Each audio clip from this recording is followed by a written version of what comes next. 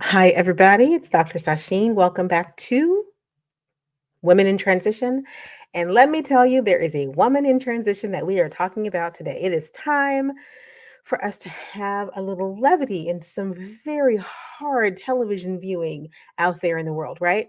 Well, tonight I want to talk to you about the 5 things that I took away from the new Meghan Sussex, not Markle, Sussex series, With Love, Meghan. Now, for those of you who might be wondering, why are you talking about Meghan Markle, Meghan Sussex, the Duchess of Sussex? She's not Gen X. No, she's not. But, we can learn a lot from her life. She, we can learn a lot from her life. Period. And I love lifestyle television content. It's one of the few things that I keep up with. I mean, real lifestyle television content. So if you look back on my page, you'll notice I did a little blurb when the Martha Stewart documentary came out because I like Martha Stewart and I've been a big fan of Martha for years. And some parallels that I see between Martha and Megan is that when Martha first started out, she didn't have all the accolades and the love for what she was doing either. And she did it in a time when there wasn't social media. So her empire building was not in a vacuum, but her every move wasn't under scrutiny 24/7. Anyway, I don't want to belabor uh, the background, but needless to say, I am a huge follower of the lifestyle content that the likes of Martha Stewart, Ina Garden, the Barefoot Contessa, B. Smith put out. And so for me, this falls in line with that. With Love, Megan, just chef's kiss falls in line with that. So so I watched the episodes. I binge watched it slowly. Some folks did it all in one day. I like to binge my things slowly because I like to drip and savor, especially when you know there's only a finite number of them. Um, but I drip watched them, and I was just before I get into the 5 things that I learned. I'll get there. All right, I'll get there. But I just wanted to just give my impressions because everybody's talking about it. And I want to give some impressions if you're on the fence on whether or not you should watch it. In a just crazy amount of information out in the world. I've been talking to you about that a lot in the videos I've been putting out. Information overload, information overload, information overload. You've got to find your peace. You've got to find your peace. This show is like a breath of fresh air, excuse me. It is like trees starting to bud in the spring. It's like looking out your window after a hard, dreary winter, and just there on that tree are buds. And you are ecstatic because it just means that there's a part of the world that isn't just that's just not coated in the gray, right? Now, I find joy in a lot of places. In fact, joy is an act of resistance, and I'll get to why I say that in a minute. But it can be hard right now to find sources of joy in the media. I'm not knocking the media and what it's doing. I think that we have been conditioned to think we cannot trust the media, and that has been by design. But I digress, and that's for another video. The purpose of this one is when a show comes along that invites you in as if you're an old friend, that sits you down, offers you a cup of fresh pressed mint tea, and says, let's make ladybug. Let's make ladybugs. Let's make rainbows, and then we're gonna eat them all to boot. When a show feels like you have been invited into tea at your favorite tea shop with the proprietress holding court and teaching you all kinds of interesting things that you didn't know, and it doesn't feel forced and it doesn't feel labored, and it just feels good, then you need to run that show's numbers up because that's what With Love Megan feels like. It feels like you've been invited into this amazing little space where the proprietress is like, let me help you. Let me show you some things. Let me ease your storm for a little bit. And then you can go back out into the world. The first episode with the bees hooked me because I love bees. Bees are one of my favorite animals in the world. If you could see the backside of any one of the computers that I own, there's usually a bee sticker somewhere. Pollinators are life, right? So that was one of the first images that comes on in that first episode. And I just was like, yep, I've always liked this woman. I've always admired the things that she has done, her commitment to certain things. I watched her weather the storm of becoming the Duchess and live through that to, in fact, have her family still intact. They're still here. And I, for one, think that is amazing. Okay, so I don't want to keep, I don't do long videos.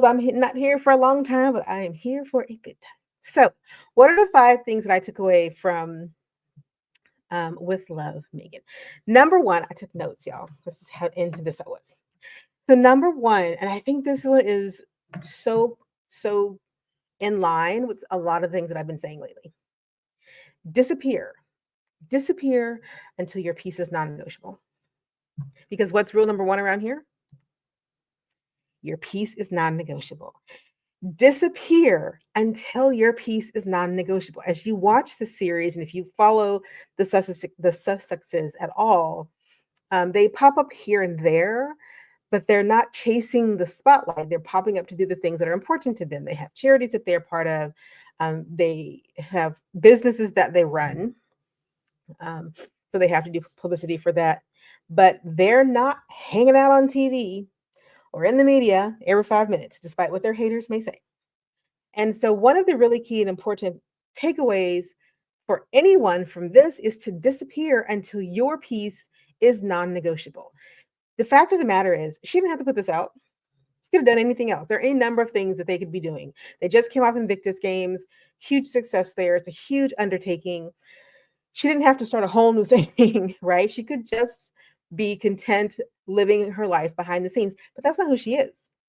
That's not who she is. She is a woman who is a creative force and she needs to create.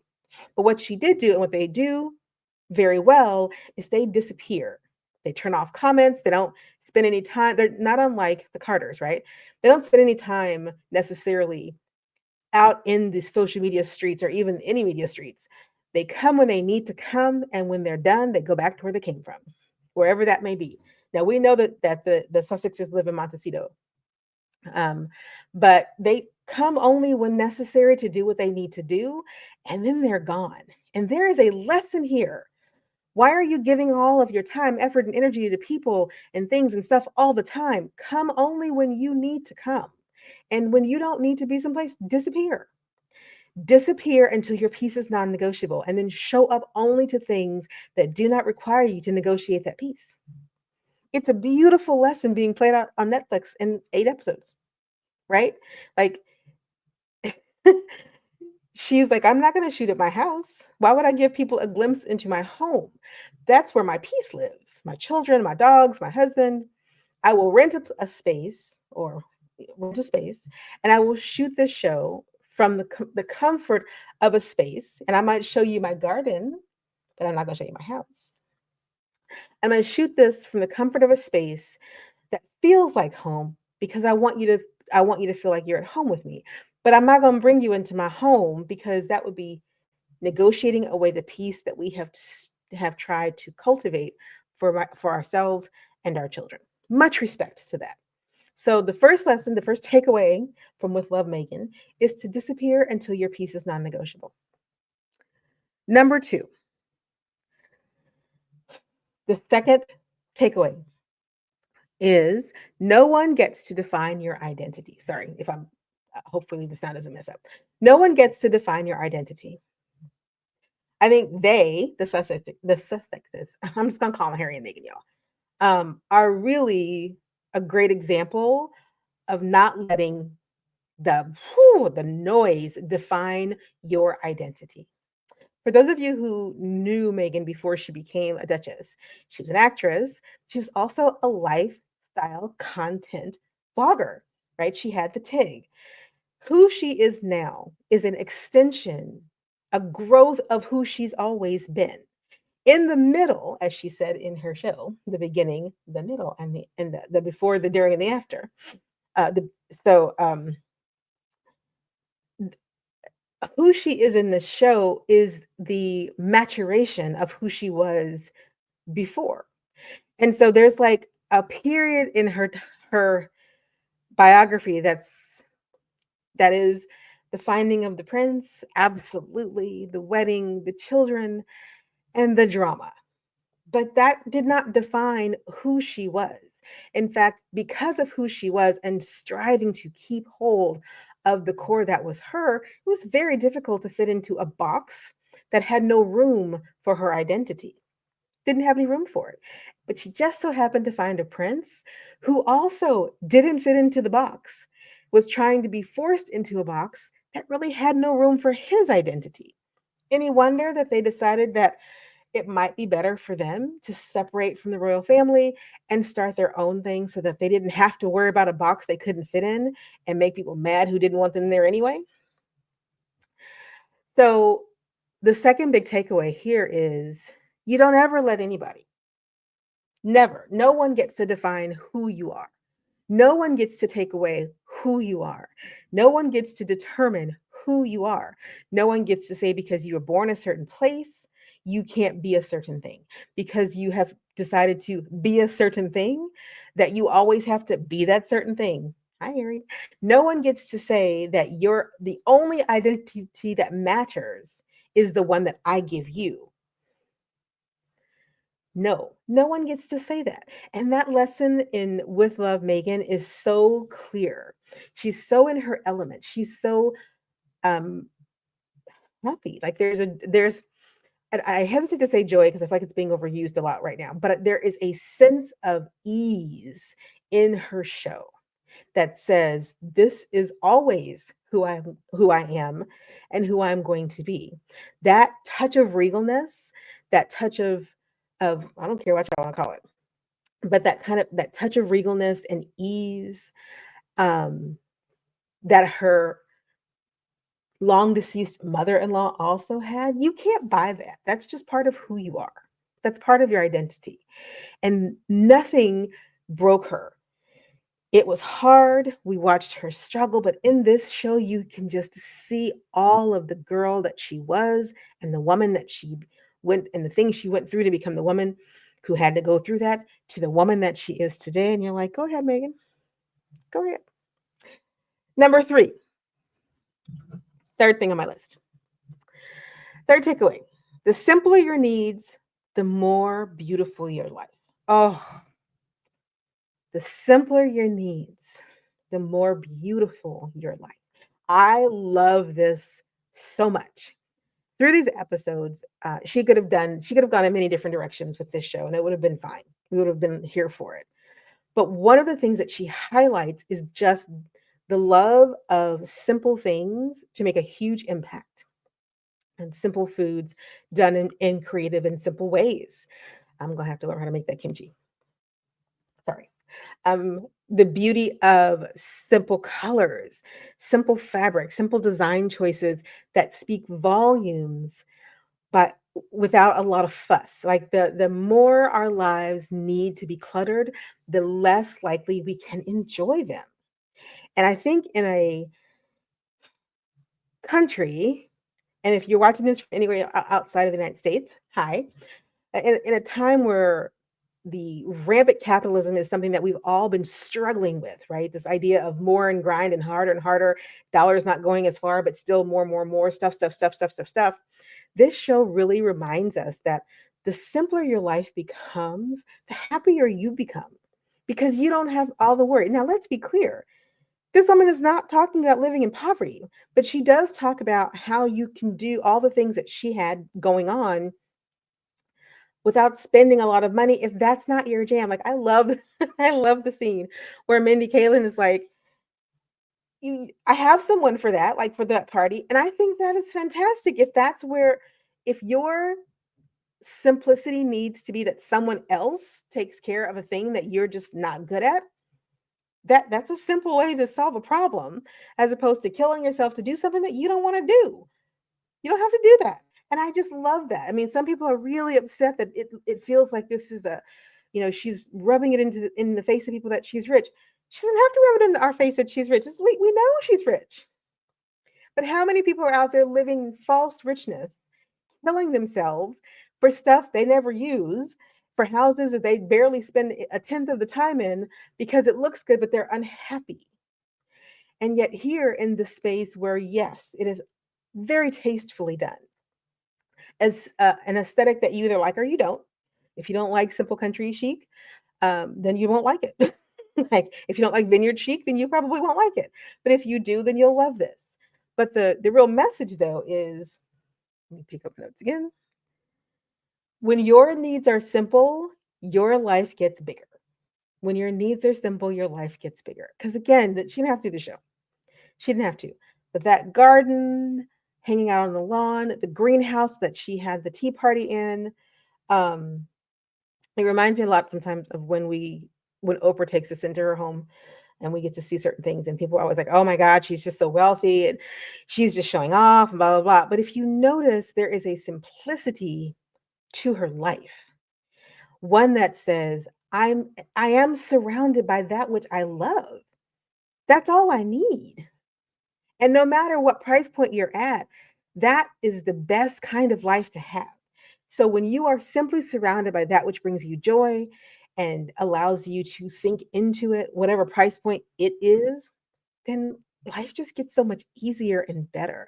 And with Love Megan, you got to see that, right? Like I own Le Creuset. Like I have that in my kitchen. I that one pot spaghetti, I'm like, I can do that. I got a pot, I got a pot, got a couple pots in my kitchen. I'd like more. I don't have that big skillet. Anyway, I digress. I digress. Sorry. There we had things in common. Um, this isn't to say that your needs can't be opulent if that's what you want. It is to say that through the show and through other glimpses into the behind the scenes of her life, you see a woman who has embraced the simple things that make her happy. Keeping bees, making honey, making jam, making lunch for her kids, being a creative entrepreneur, launching a TV show, helping her husband with his big project, which is Invictus Games, going to polo matches, um, breaking the fourth wall and feeding people around her because she's at heart is someone who just wants who wants to share her life because she's having such a good time. The simplicity of her show speaks volumes about how when you have simple needs in life and you get them met, love, family, home, good food, good friends, life just gets good. It just gets really good. And that brings out a lot of those haters. Those comments are fired up over the simplicity of her life. And it's astounding that people are so mad about that when most people really, really want that. They just really want it.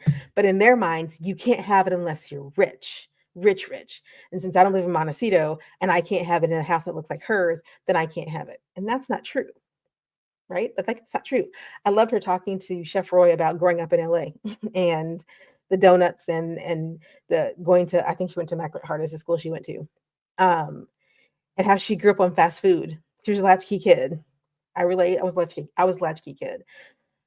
From wherever she has all from where she came from to where she is, the woman has worked her whole life. How many of us cannot relate to that? How many of us cannot relate to that? No, you're not going to marry a prince. Get over it. Like, if you do, more power to you. But if you don't, the mere fact that your life can look exactly how you want it to is on you. It has nothing to do with this woman being rich or not rich. Because when she was doing the TIG and she was just a working girl on a show, I'm glad to have, a steady paycheck, she was still living this kind of simplicity, this kind of ease. And she was sharing that with the world. That's why I said they cannot take your identity from you. They absolutely cannot. Okay, so that was number three. Number four, get my notes out. Go where you're wanted, not where you have to endure. Okay, this one is self-explanatory. Um, they went to California, Montecito, and the people that came to hang out with her to do this first season, the party at the end, the friends that showed up, excuse me, um, you can you can just tell this girl from LA has come full circle to the woman in Montecito. She left, went halfway across the world, endured some things, would have stayed, I'm fairly certain, if that man had said to her, I really need for us to find a way to make this work somehow. But he didn't. He said, we will go where we are loved. not where we have to endure anything. And they did. And you see in the show what that means to a person. The fact of the matter is, part of the reason that so many people are resonating with the show is because when you come to a point in your life where you are allowed to bloom, this is what happens. You end up creating beautiful things and putting them out into the world, and that sense of ease translates through the screen into the homes of people, and you find yourself being a guiding light to others who may not be in places where they are being allowed to bloom, but who might be looking at your life going, I know what she's been through. We all saw it happen. And look at her now. And a great lesson out of that is go where you can bloom. Do not stay where you have to just endure, because some of those folks look like they're not enduring very well. But I'm going to move on from that. Number 5, final lesson takeaway from this fantastic show with Love Megan is the best act of resistance is living your best life. I love that so many of the people who are um, hate watching her show can't help themselves. They can't help themselves. It's not for them, though. It's for the people who care about this family and who want to see them succeed and who really love this kind of content. But the best part of it is that she's just out there living her life. She's out there being a sous chef, and she's out there wearing cute little clothes, and she's out there having garden parties, and she's out there baking cakes and making jam and starting creative endeavors. And that is rubbing all kinds of people the wrong way, because how dare she be happy? But that is the resistance. That's the biggest act of resistance. Leaving things behind, absolutely an act of resistance. Absolutely. Um, Relocating yourself, absolutely an act of resistance. Sorry, absolutely. But the best act of resistance is to just live the life that your haters said you couldn't have, right? Is living the life that people said you didn't deserve because you shouldn't want it because we don't have it. So why do you want it? The best act of resistance is living your best life, wherever that may take you.